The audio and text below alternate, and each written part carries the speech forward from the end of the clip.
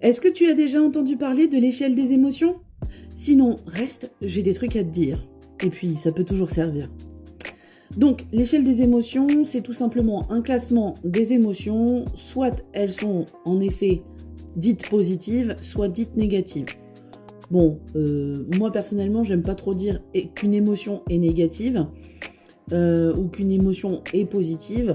En tout cas dans le développement personnel, puisque dans la physiologie, en effet, elles n'ont pas du tout le même effet sur le corps. Hein. Tout ce qui est positif, c'est bon pour le corps, tout ce qui est négatif, c'est mauvais pour le corps. D'accord ?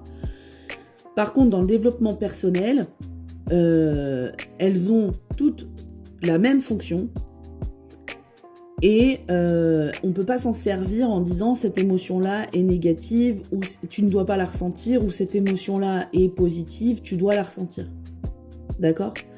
Donc déjà, je vous montre l'échelle. Donc, vous pouvez voir tout en haut dans la partie violette, amour, paix, joie, gratitude, passion, bonheur, enthousiasme, espoir, fierté et acceptation. Et donc, en effet, sur toute cette zone bleue et violette, on est sur les émotions dites positives.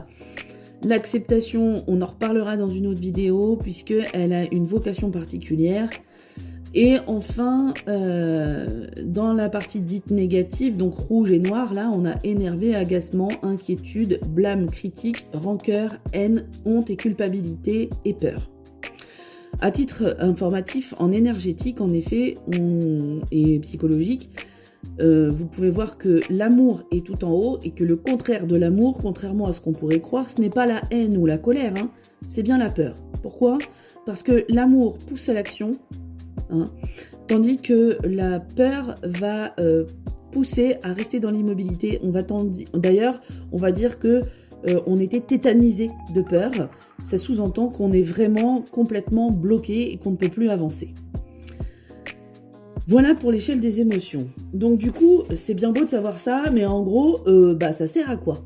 Bon, eh bien, tout simplement, la fonction de ces émotions, ça va vous servir de boussole. Quand tout va bien, on va en effet être poussé, dans ce cas, à se dire « je veux continuer à ressentir ça, donc je vais faire toutes les actions nécessaires pour conserver mon état ». Et quand on est dans la phase dite négative, et c'est là que ça devient plus difficile, c'est que ça doit nous amener à nous pousser à l'action, alors qu'on a tendance à être tétanisé et à être mal, pour changer une situation. Et là, c'est là où on a besoin d'outils pour avancer.